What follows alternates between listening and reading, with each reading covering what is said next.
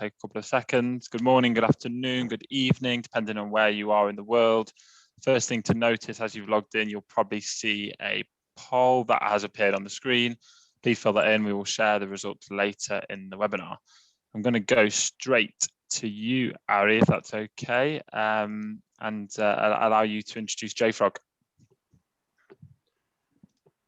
Great.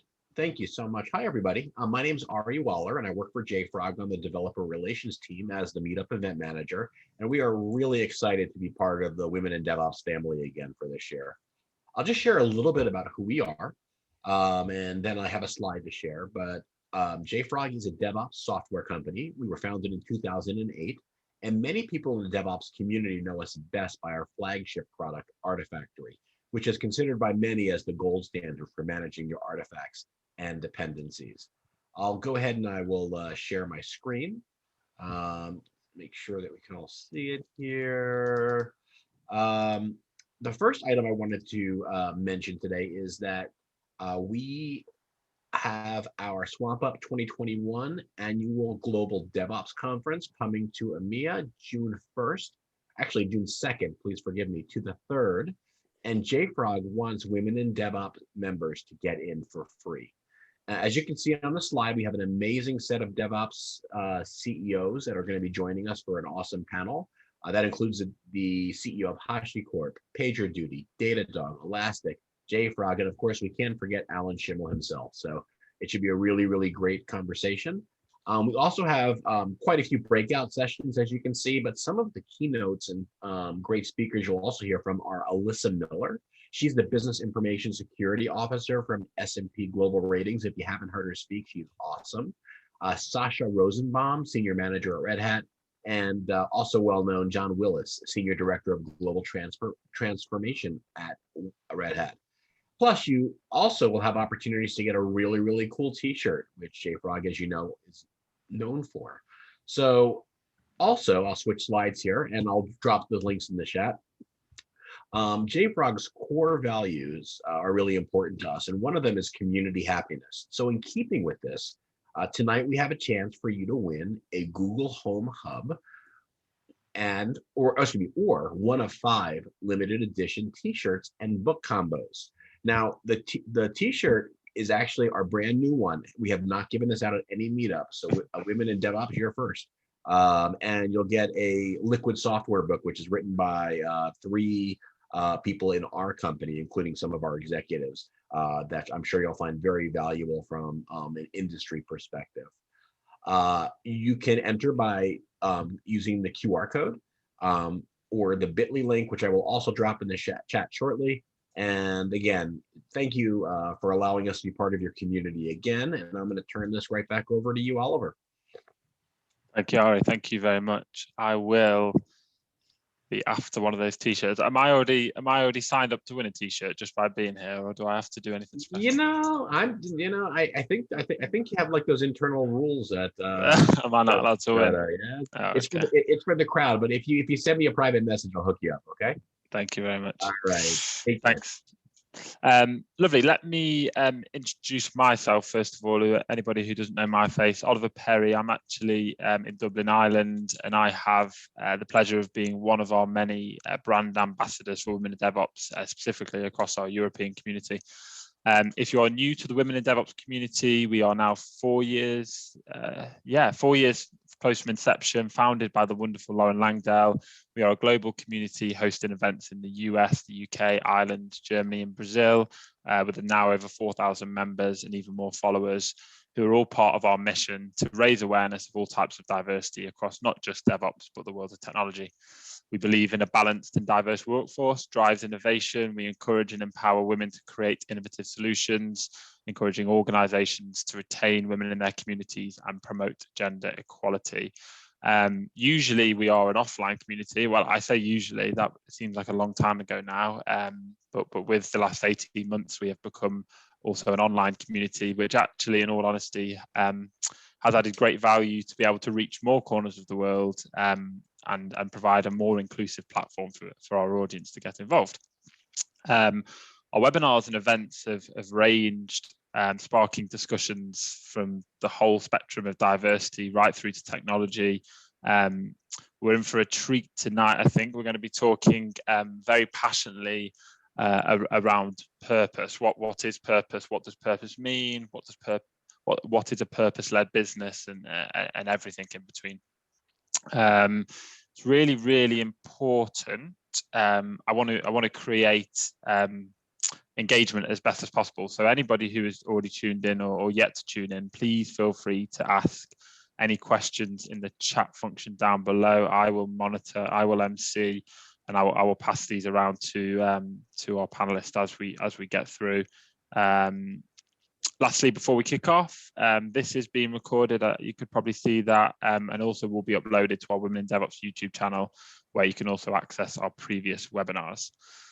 So that's me. Now off to our fabulous panel. I think most of us two in the UK, myself in Ireland, and then we have somebody in Mallorca as well. It's going to be really interesting to get different viewpoints on what we're going to talk about in terms of purpose from people in different seats. So I'm not going to ruin anyone's thunder, and I'm going to let you lovely people introduce yourself.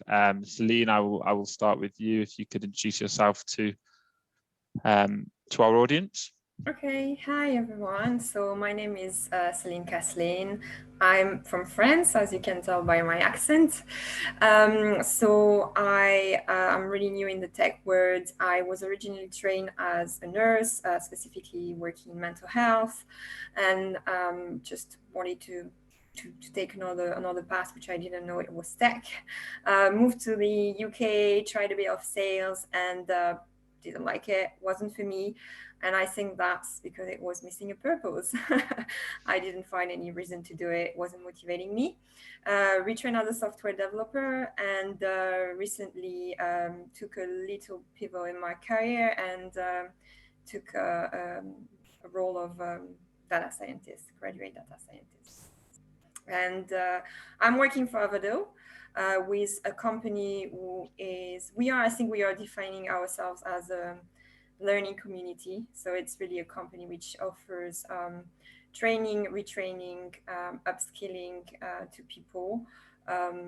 Most part of the business is B2B, so it's offering to companies to train the employee, like filling the gap of skill which are missing, or just like anyone can also sign up with Avado and be in the academy and train with us and work with us. Lovely. Yeah, we should definitely, and we will definitely share the Fast Futures program around with everyone. If anybody in the UK should definitely know about that. Yeah. Lovely. Lovely. Thanks for being here, Celine. Anne, if you'd like to introduce yourself. Hello, everybody. I'm Anne Roberts. I'm the Chief People Officer at Flow Health. It's a world-leading femtech app with over 40 million users, rapidly in a process of international expansion as we deliver on our mission and our purpose. Before that was on mat leave with my two little newborns who were conceived on Flow app. And prior to that was the Global Group HR Director for Bumble. So I came from the world of dating apps. And I'm here to talk all things purpose and growth in terms of talent acquisition, companies, business strategy. Thank you very much. And over to Mallorca, Mr. Perlman. Hi, I'm Jeff Perlman, and I love to build brands for a living. My first brand was Zumba Fitness. We stumbled onto something there, which was that fitness was all about losing weight and doing it in a shorter amount of time. The promises were functional, cheaper, faster, easier, more calorie burn. And with Zumba, one time we were watching a class, and we noticed that at 20 minutes into the class, the person we were watching got lost in the music. And we freeze framed on that. And we said, that's what we sell. Instead of weight loss, we sell that abandon. We called it freeing, electrifying joy. And that really got me thinking about, and it worked. It spread like wildfire. And it got me thinking about brands. And then I moved on to, and I decided that I love to create those type of brands, experiential brands that create new human beings. And then I moved on to Mind Valley, which is an education brand in the personal development space. And our big goal is to reinvent education at large. We think the education system is broken.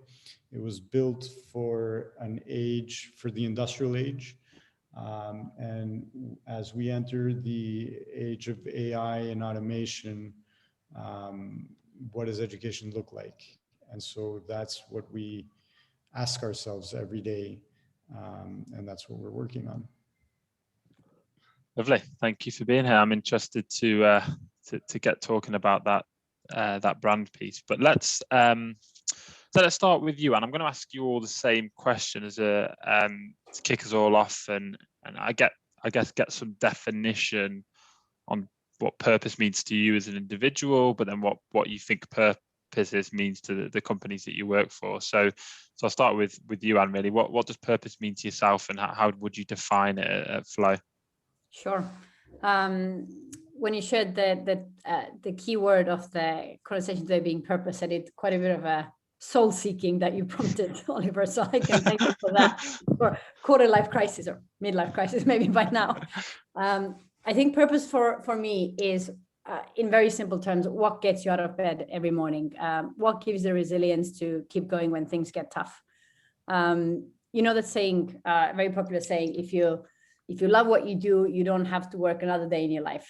I think it's absolute BS. Work is hard. Relationship and people are emotionally taxing. Solving complex problems is difficult. The pace of life is very fast. And that purpose is what keeps you going through the difficult times. Not kind of flowering it up and saying if your life has a purpose, or if your employment has a purpose, and everything is very flowery.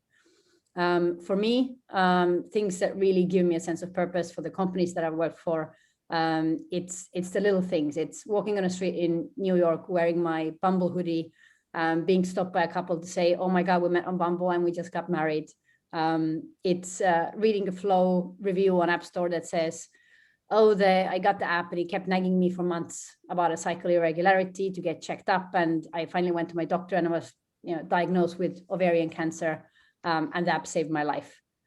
In terms of employment context, at Flow, we have a spectacularly clear purpose, which is to empower every woman and girl worldwide through the technology and the AI solutions that we provide. The purpose sounds wonderful, but it actually has to translate to your business strategy. So, for example, because of our purpose, our core features on the app are not monetized. If we want to empower every woman and girl worldwide, then we can't ask money for it. And we believe strongly that health needs to be democratized.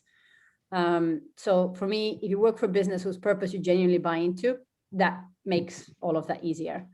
And purpose doesn't have to be a grandiose vision to save the world. It can be humble, it can be pragmatic, like just trying to think of industries that are really boring. Offering B2B technology integration to other businesses. It's boring to me, but there are people who love it because they believe in the purpose and what they're delivering every day. And as long as you really care about it and the business actually delivers it, this is good enough. And to me, being purpose-led is in no way in conflict with being commercial or as a business making lots of money. Purpose is not something that is on top. It's not a marketing spin. It shouldn't be a marketing spin. If you create value to your users and you can capture that value, this is good for the business. And I think that inauthenticity can be weeded out quite powerfully and quite publicly in the modern world, where the kind of corporate accountability is much more prevalent. Yeah, love it. Yeah, you that what you're good at and what you love element of it has to be part of it, doesn't it? Right, like you say, the whole phrase of like getting out of bed in the morning is yeah, is a bit old-fashioned, but whatever the purpose is has to be something that you as an individual love to do or love to be part of, or otherwise it's not purposeful to you. And that's why you say it could be different to different people. Exactly. And it's also not enough to kind of carry you through on a cloud the whole way, right? We all have off days. It's difficult, but it's kind of the North Star that gives you that resilience, as I said. As we were working in Bumble in the last 3 years to kind of its Blackstone acquisition and an IPO, we had a strong purpose, but it was still very, very challenging. Arguments, people we really wanted but couldn't attract, loads of questions, loads of uncertainty, loads of stress to your personal lives. But I think alignment on that purpose, that single tunnel vision, is what saw us through. And it was a fantastic experience. I'm on a similarly fantastic journey at Flow, and I think it's, once you've kind of tasted being part of a community like that, it is incredibly powerful at setting the bar for what you expect from other businesses that you give 16 hours of your day to sometimes. Love it. But Celine, so what does purpose mean to you, and then how would they define it at Avado? So to me, I mean, that's funny because when I saw about the question, I really wanted to put something really similar to one, which makes me go out of bed in the morning. And then I was like, no, it's gonna be. So yeah, I mean, that's pretty similar. Like a purpose to me is what's giving me my drive, really. What's motivating me, what wants make me to continue during the day. And for me, purpose is also coming with a goal. I don't know, for example, your purpose in life is to be, I don't know, a doctor or to work in medical area, and your goal is in the end to maybe save lives. Or so for me, like purpose and goal are really intricate, and really for me, like I think finding a company, like I think personal purpose and working purpose can match at some point, and people can try to find an area where it's their purpose and they also want to work for this kind of company. And I will say that in my case, like Avado really resonate with my purpose because I'm someone with an uncommon path. I love to learn, and I'm really passionate about learning, retraining, upskilling, and the fact that Avado's purpose is really that. It's really like retrain, learning is the key word, it's the center of everything, and upskilling, training, retraining, unlock potential, which I think is a really really strong word, and changing a life, and Avado will not exist without this purpose. And I am bouncing on what Anne is saying, which is purpose is going beyond making money, is really having an impact as well, from my point of view. And I really do think that Avado is achieving that with the product that they are offering, which they try to always like communicate with the company they are working with, trying to find what's the best for the learner, because the learner are at the center, and especially with this fast future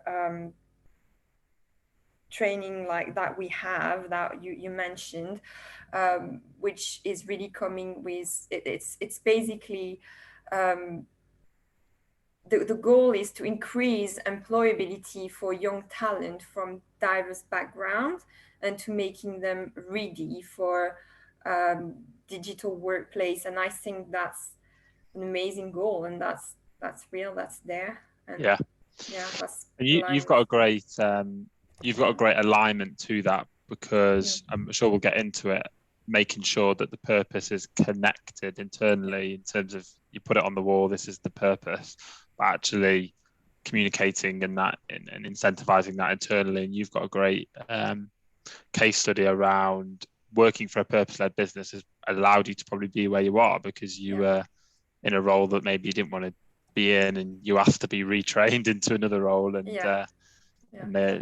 they aligned to what they said on the wall, and allow their employees to do that. Exactly. I'm going to touch on that. Yeah. Definitely. Jeffrey, what does purpose mean to you, sir? Purpose purpose is more than money. We can start there, as Anne and Celine have said.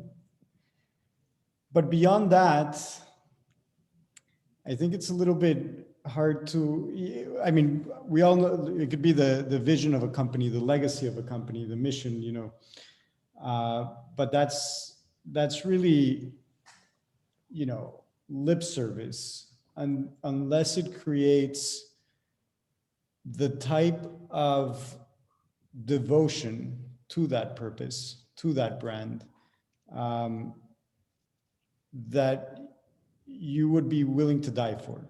So I believe Apple killed Steve Jobs, but by the time death came around, it took nothing but a dead man, an empty man. He had left everything on the canvas. I don't think he knew what Apple was going to be when he started. I think Apple told him what it wanted to be. It's kind of like raising kids. You can come in with an agenda and say, well, I have a purpose for your life. You're going to be a lawyer and you're going to be a doctor. And I think that's bad parenting. A better method of parenting is to discover it, to discover what it wants to be and help it become itself. And it reveals its purpose to you. Of course, you know, you want to be engaged. You want to be in a company where you believe in what's actually happening. But so often I see brands, and remember, I'm a brand builder, you know, so often I see brands that are exploited for their purpose, like kids that are exploited to be, you know, successful or whatever, or to look good on the parent. And I just don't, you know, for a guy that likes to build artistic masterpieces, that's just not the best way to go about it. A better way is to understand the essence of what it is that you're building, and let it guide you to places where you never even knew it was going to go to. And I know that sounds ambiguous, but it's my lived experience. So the phrase on that, the phrase purpose over profit, then, which is probably gets bandied around. How do people or businesses validate that? How do you validate that you are a purpose over profit business when profit's part of the end outcome, I guess? Well, profit is a means to the end. You know, the end is the end in itself. Are you asking me that question? Yeah, well, yeah, it's an open floor question. It's just I was intrigued when we talk about purpose is more than money, and that kind of branch of conversation. But obviously, you'll see a lot of people say we're purpose over profit, and I just wondered how we best validate that. How do you validate that? Yes, okay, we are purpose over profit, and this is why we do it, and this is what we're doing. I think it's very, very difficult to be purpose over profit if you operate a business, because business needs to be a going concern. It needs to be viable. As Jeffrey said, it is a means to an end, but you need the means to get to an end. So I would challenge, and I guess bring my own cynicism about the marketing spins around the corporate jargon onto companies that are saying that you can absolutely be purpose-led, but purpose over profit almost fundamentally goes against the function of a business. Yeah. And what you can do is align purpose exactly with profit. Exactly. And if you're in a really smart purpose-driven business, your drive for the purpose is going to drive you more money. Right. That's where the sweet spot is, because you're creating value to users, because you're solving a need for them. That is capturing value, and it's a win-win growth. Right. So let's take Zumba, for example. The legacy of Zumba, the purpose is to make the world fall in love with movement in a world that fitness is not fun, it's painful. The way we're going to get there, the one thing that we focus on to get there is to make our instructors successful. And then the core KPI that tracks that is instructor member retention, because our instructors are paying a membership fee to be instructors. It just so happens that retention is our most profitable KPI. If we can retain our members, that's where we find the most profit. So profit and purpose are one thing. If your business model can't deliver on your purpose, then you've got the wrong business model. Equally in the world of dating apps in Bumble, we're always very proud when you talk about KPIs. One of our kind of proud metrics was how about 13,000 people every day are deleting our dating apps because they have found somebody that they're going to be together with, and it makes them delete the app. So if you're very kind of brutally money driven, we would look at it as churn. We would get really worried about the churn and try and resurrect the users. But we carried it as a badge of honor, and we said there's plenty of fish in the sea, and the top of the funnel is very healthy. So to us, that 13,000 app deletions every day was wonderful. We were hoping it would go up, which sounds very counterintuitive to your business metrics. But in that case, you are creating churn, so your profit is not like you're looking. Your purpose and your business model are misaligned in that case. But it's good churn. We have good churn, bad churn. Making love, yeah. Exactly. Negative profit, positive purpose. I like it. I like it. That's really interesting. That's a really good analogy for the purpose, the profit metaphor, I guess, isn't it? I like that. Okay, so I'm from a business perspective then. So building a purpose-led business, we need employees. We need employees to be engaged. We need them to be empowered. We talk a lot on our Women in DevOps webinars around obviously building a diverse workforce. How has that been at Flow since inception or since you've been there, and how's it been building that workforce and ensuring you're heading in the right direction for your purpose? In terms of talking about the mobile app space, which I'm most familiar with,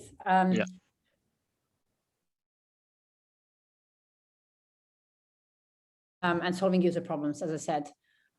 So one of the reasons of building a diverse workforce is for the people who build your product or service a need is for them to reflect your user base. For us, for example, our user base are predominantly women, or people who identify themselves as women. And I so often get asked from media and PR and conferences, you're a super fast growing tech business, so what's your gender balance like? Because it's notoriously bad in tech. And I'm always proud to say that we're 50% women, but to me, it's even cooler that we, by definition, are then 50% men, because these Flow employees who are partners, fathers, sons, and husbands who care about our purpose beyond their immediate self-interest, and will deploy their skills to the service of female empowerment is more impressive than kind of you servicing yourself. To me, empathy means ability to put yourselves in the shoes of others, not the first person experience. It would be really easy for we're 300 people at Flow, it would be really easy for 300 women to build a femtech app. But we would be building for ourselves, for those 300 women, not the 40 million women that we have. And that's why as a business, we're not getting stuck in those vanity metrics of gender balance. We need all sorts of people, regardless of what kind of diversity box they tick, because we lean heavily on the user research, on the data insights, on the A/B testing, and insane amount of constant experimentation to provide value to those 40 million going to 50, going to 100 million. Not getting too hung up on like I said, kind of having the perfect vanity level diversity profile. Yeah, it's really interesting. We spoke about that before, and about how celebrating 50% male, 50% males in a business, that you're designing a product where the user is female, right? So it's really interesting that. So how? Question on the spot: how do you empower the males within Flow to align to the purpose, if that makes sense? If the purpose is so female led, is that natural by being in the business? Is there like incentives, communication? Is there a way to empower those people within Flow? That's a really interesting question. I've put you on the spot there. That wasn't on the pre-screening, was it? No, I would say it's almost like we don't have to, because it's self-selection.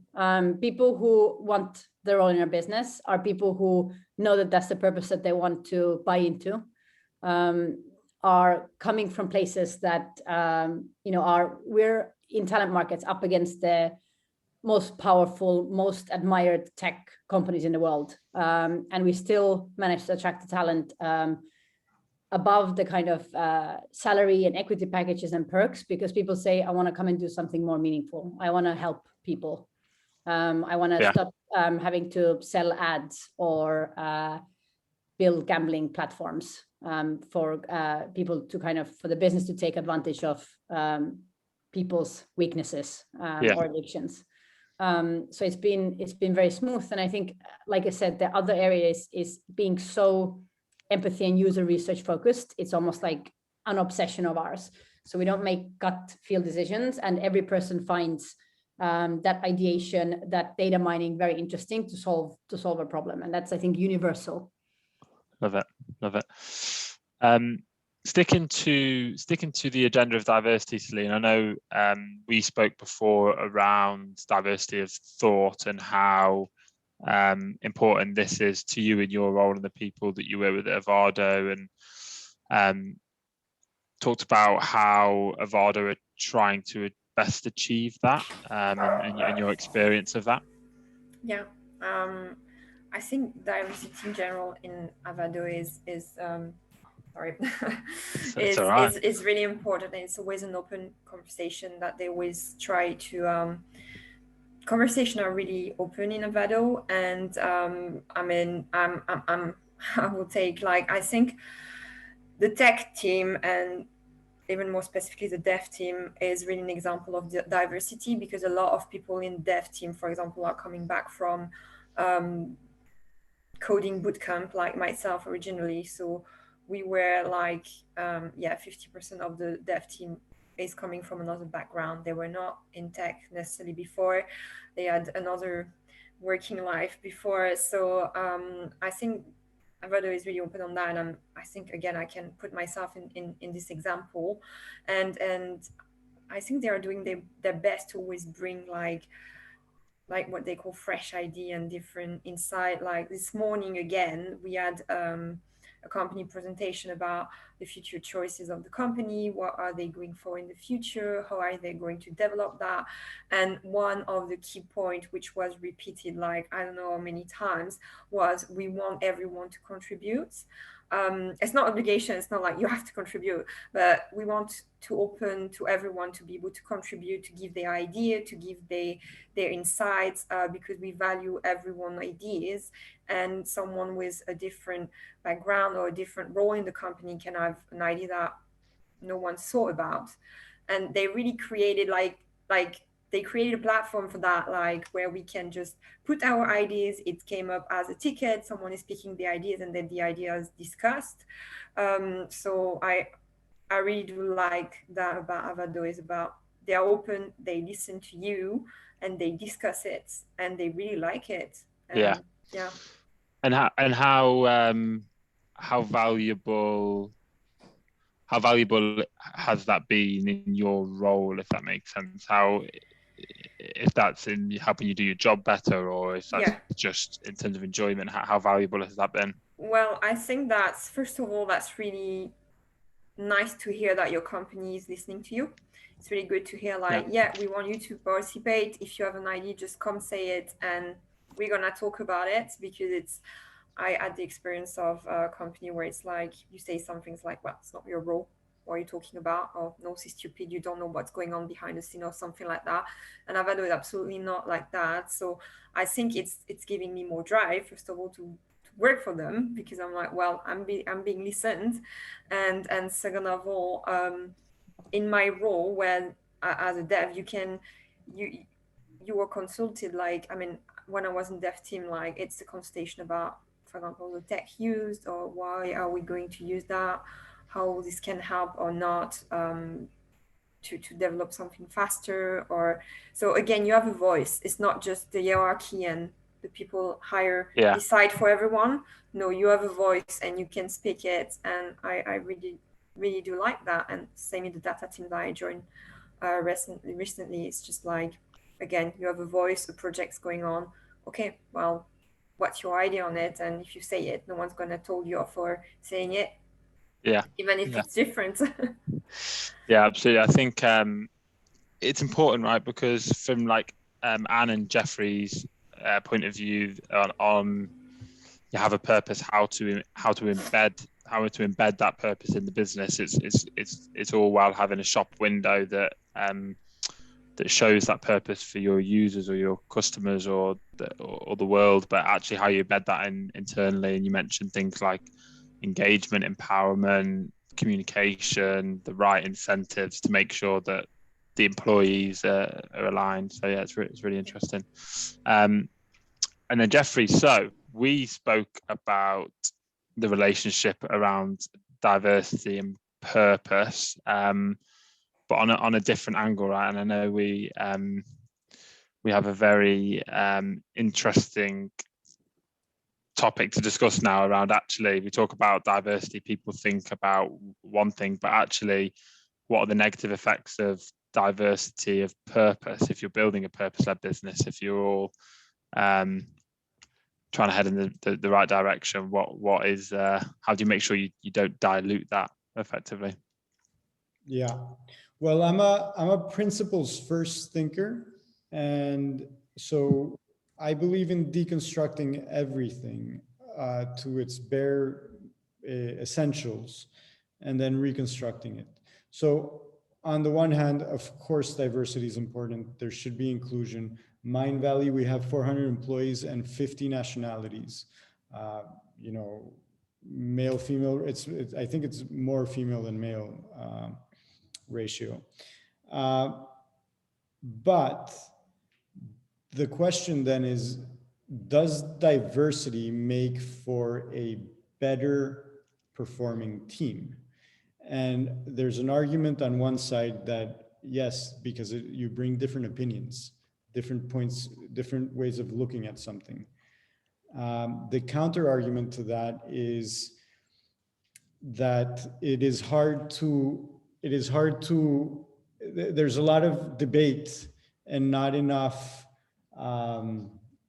doing. So as we spoke about, PayPal was founded by 8 white guys. You know, they were all nerds and they all like Star Wars and not Star Trek, or vice versa. Zumba was founded by 5 Colombian guys, me, my brother, my best friend, his best friend, you know, and there's a quality there that is extremely interesting, because you know each other so well that you can finish each other's sentences. You know each other so well that you can tap into a collective intelligence, into what some people call group coherence. You know, the Navy SEALs, when you walk, the people that caught Osama bin Laden, it's the higher echelon of the Navy SEALs. When you see them moving through a building, there's no hierarchy. It's like one fluid intelligence. This guy turns right, the other one turns left. You know, and they call it the hive mind. They flip the switch and they can communicate almost telepathically with each other. That makes for a great team. So then the question is, how do you harvest the great stuff from diversity while not getting in the way of the hive mind, while not getting in the way of that flow state. And, you know, and remember, the good quality of diversity is different perspectives, right? As it serves a business. There's an importance in diversity from a political standpoint, fine. But as it serves a business, the only quality that it brings is a unique, different outlook. But then the question is, you know, you have to be very careful when you're bringing people into your culture, because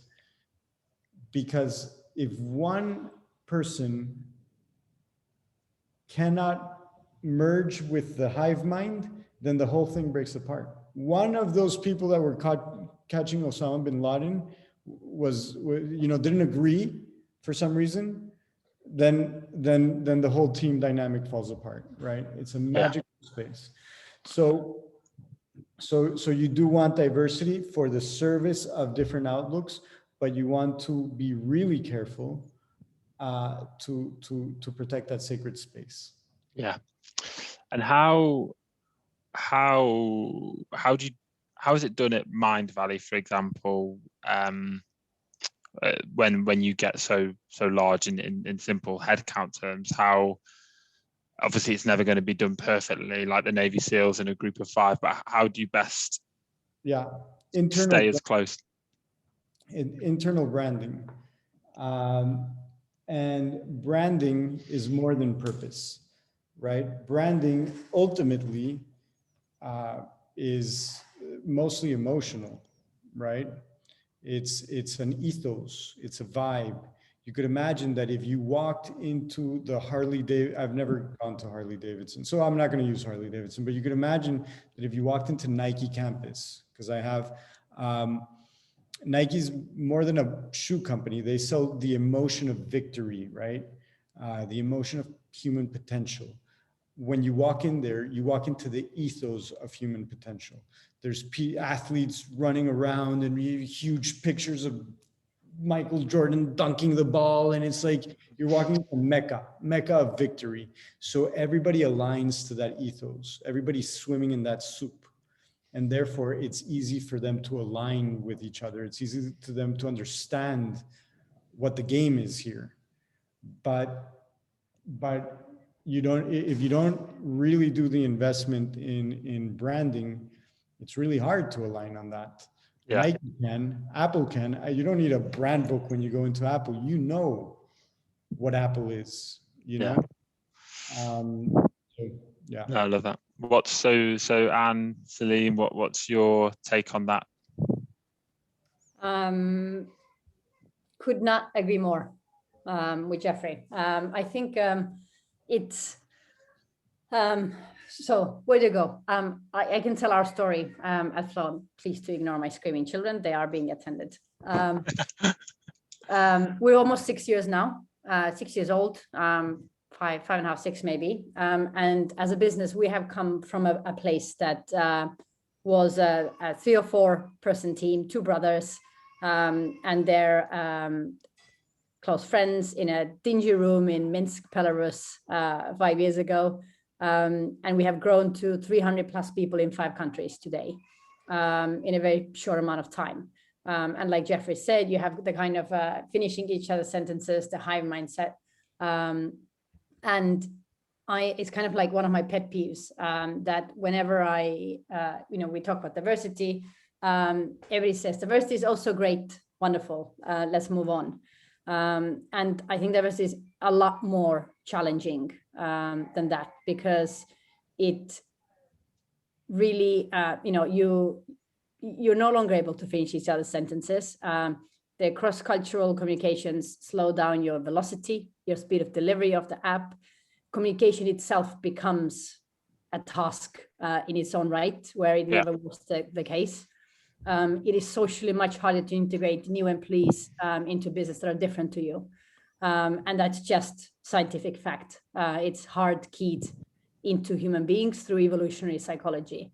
And to build diversity meaningfully and successfully into the business, you have to guard against all of those things. You have to be ready for that. You need to be prepared and not kind of blindly walk into this is a great thing, so that's that. And in terms of aligning internally people to your purpose, again, I agree with Jeffrey. My thoughts are you have to articulate it very clearly. You have to say it and say it again and keep saying that. There's so many corporate values and mission statements that kind of get chiseled onto the big atriums to die a slow death on a wall, where something that is meaningful and resonates just genuinely needs to come into conversation every day, and it needs to be built from the founders, from the top, and it needs to be something you can hold people accountable against. It's something that you measure your every product strategy decision on, for it to be meaningful, and that's really the make or break between companies and brands that are purpose driven and the ones that are not. Yeah. And like I love, like we're on this inflection point. It's exciting. It's also bloody challenging for us as a business. We're committed to it. But I loved Jeff's analogy on thinking of companies and brands like children. We're at the point where we're trying to figure out who do we want to be when we grow up. What do we want to look like, what do we want to stand for, and who do we want to take on that journey with us? Yeah, there's a couple of things there. Absolutely, that empowerment piece, the communication piece, the reinforcement of the communication piece is always challenging. And I was reading some stuff before, and what did it say? There's a phrase I've read, something about like measure what you treasure or something. So actually, if that's what we're talking, if we're building a purpose-led business, are we measuring what we treasure? Are we measuring the purpose? Because that would help know if you're on the right tracks. I have some questions. I've got a question for you, Jeffrey. They're anonymous, so I think maybe because they have a difference of opinion, which is we love to see it. So Jeffrey, I have a question from someone in the audience, talking about the real importance of the hive mind, and creativity can also come from healthy conflict, and shouldn't it be the role of a leader to enable a culture of healthy conflict? Yeah. I'm all for debate. I love debate.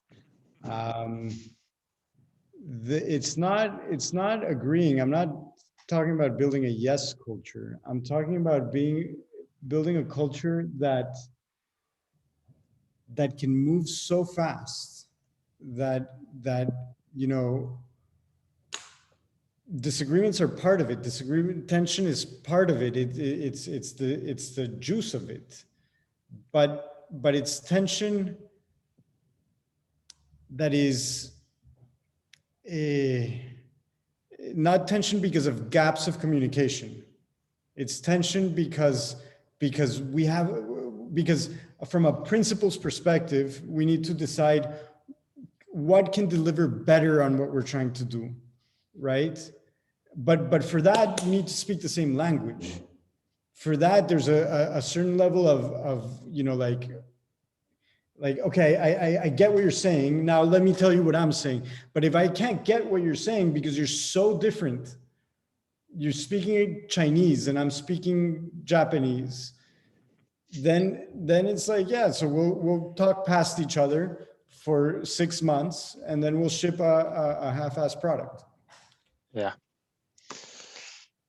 No, I agree. I think the creativity is an interesting word in that sentence, because actually they're presuming that hive mind and creativity are mutually exclusive, right? So they're not in what you're saying. So I think I have a couple of thoughts on this as well, because conflict is an interesting area, and to me, to be able to have a proactive conflict, a conflict through which something emerges, you have to have a very, very firm foundation of trust.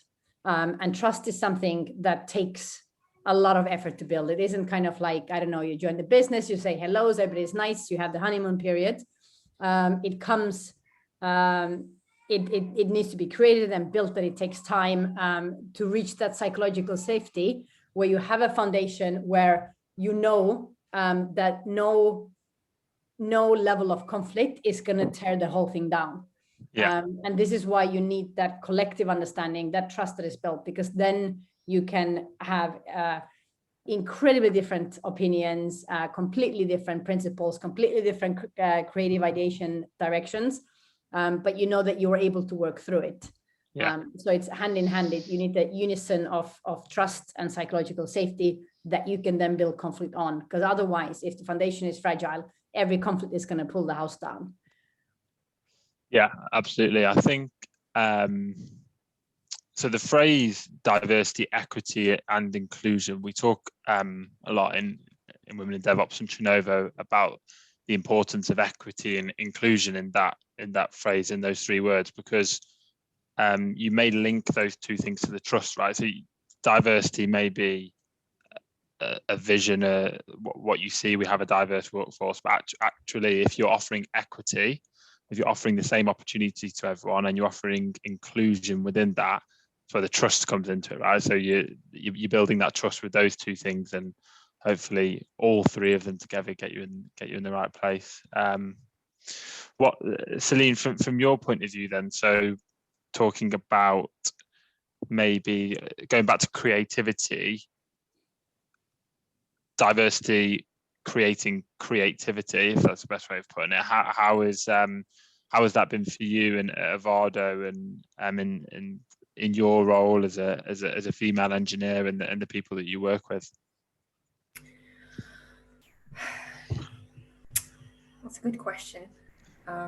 Creativity. I think again, like the creativity is coming, like because Avado is so like on communication and on listening everyone, and it's also allowing like a room for creativity, but at the same time, I mean, we all have the same purpose again, and so basically, at some point, even if you have creative people and if they want to do their creative thing, you still narrow down to, okay, but in the end, how is it going to help purpose? How is it going to help to develop better training or to give access faster to the learner to the platform or something like that? So again, I would say that I think the diversity and the purpose, I mean, the purpose attracts the people it should, you know what I mean? Like, if my purpose is to, I don't know, make an impact, for example, in learning, because for my opinion, it was how to retrain or whatever, I'm attracted by definition by a company doing that. If my purpose is just to be a millionaire and to make a lot of money, like using people, well, I'm not sure I will stay at Avado, because that's not really what guides them. If that makes sense. So I really do think the purpose attracts the people. There was I was speaking to someone before around, and I won't name names, but talking about how they've seen purpose-led businesses, purpose before profit, mission-driven businesses that are doing something good for society with their product or service, actually hiding behind that in terms of internally, and maybe not maybe thinking that's enough for their employees, that this is what we do, right? But actually still needing to create a purpose-led or purposeful environment internally to feed that. I don't know from your, I know you haven't been at Flow too long, Anne, but from what you've seen in your role, how do you best align that exterior and interior, and how do you make sure the environment internally is purposeful? Because the product speaks for itself. Actually, 6 months of Flow, but definitely feels a lot longer, I'll tell you that.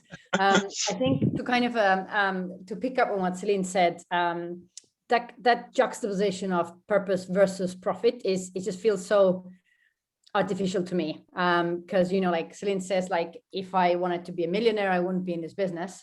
The way I would think about it is, you want to be a millionaire, what purpose is going to get you there, as a way of thinking about it. And internally, there's definitely a risk, especially in a world where companies are increasingly aware of talent branding, consumer branding, a risk of taking it to an extreme where it becomes inauthentic. I had my husband complain the other day that he got some razors, some sort of kind of like cool D2C monetization version of getting like a pack of razors, and on it says like, our mission is to, improve your X, Y, and Z. And it's like, really? Like everything is branded. Everybody has a mission. Everybody has a higher goal nowadays. And it's losing some of the authenticity. And I think it's the same risk internally, where you kind of say we're purpose-led and that's enough. Whereas the reality is it's a complicated package of human needs, and you need to balance that off. We don't have anybody that joins Flow on just three candies a year because they so believe in the mission of the business. People want career growth. People want a bar raising team that they can grow in. People want good salary for a better life for the family. People want titles and recognition for a sense of feeling valued. All of that comes together. So to over-egg the purpose is very difficult for you to land with your employees internally, I think. And you need to be very, we are quite radically transparent about how we share our thought process and methodology and how we build our people processes, and how do we, if we try and, if we give out quite generous equity packages so that employees could participate in the long-term value generation along with the business. We're very explicit. This is a retention strategy for the business.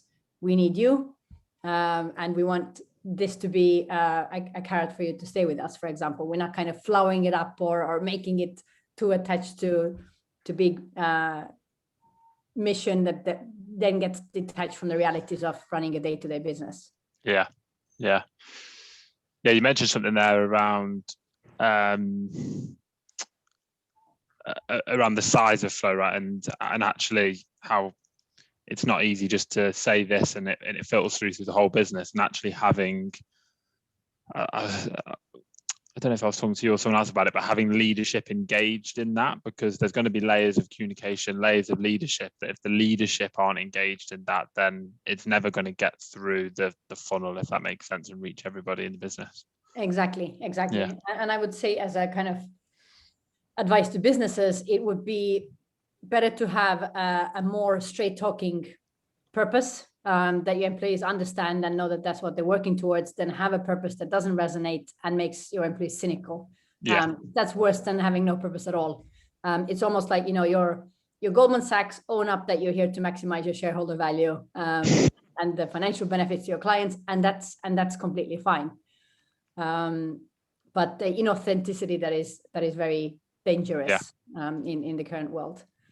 And you have you need that exactly like Jeff said, it's kind of internal branding. There's a reason some of the best performing companies and best admired cultures are considered to be cult-like, because they really do expect you to buy in, and it's kind of the visual and the physical artifacts on how heavily they go on articulating. So it really gets kind of, it's almost inculcation of buy-in, and it's a self-selection where they say, I don't know, let's say Amazon, for example, they have values and they have a culture that not everybody buys into, but if you do buy into it, you are going to thrive.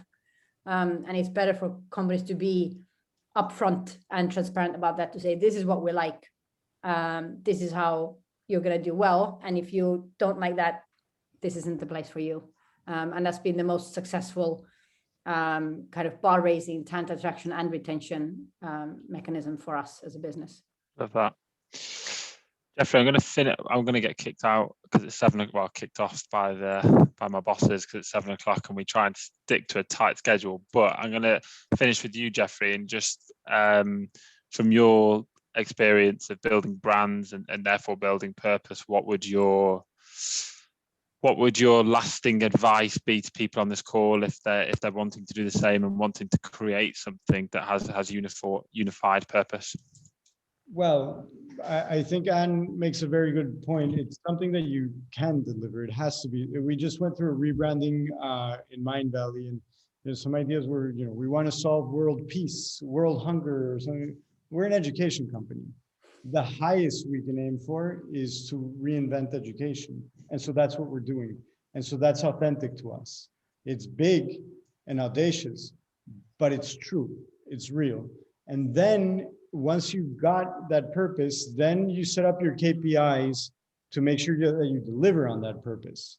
So how are you tracking whether you're delivering on that purpose or not, or how close you are to delivering on that purpose or not? And that's your KPI setup. From there, you create your org chart to deliver on those KPIs. Who owns what KPI? How does it all work together? And look, at the end of the day, it can't be lip service. I'm a capitalist, and capitalism is founded on the idea that you should be rewarded for the value that you give to others. It's about giving, it's not about taking, right? And Goldman Sachs might have lost their way, but they do give a value.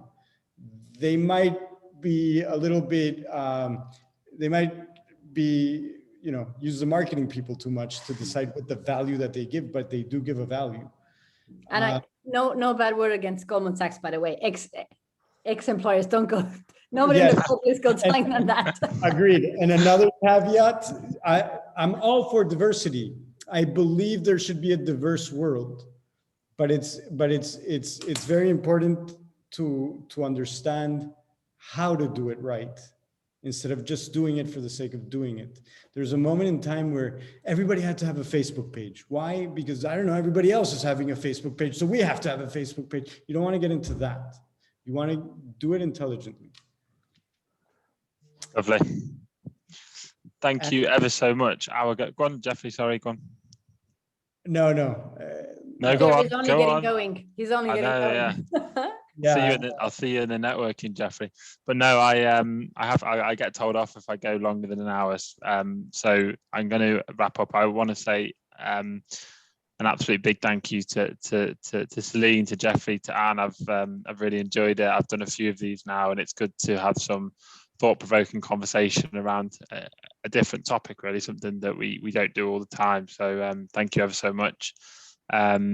Everybody else, so in the chat, if you're free and you're still around, there is a networking session after. There's a new link, so I'd copy that now. If anyone's still free, I'll see you there, and hopefully we can have further this discussion for half an hour or so. So can I do a shameless promo of Flow? Anybody who's on the call, we're growing big in the UK, big in DevOps space, big in tech community, and we need top class people. So come and talk to me at the networking space. Come and check us out, and let's take it from there. Lovely. Have a nice evening. Bye. Bye.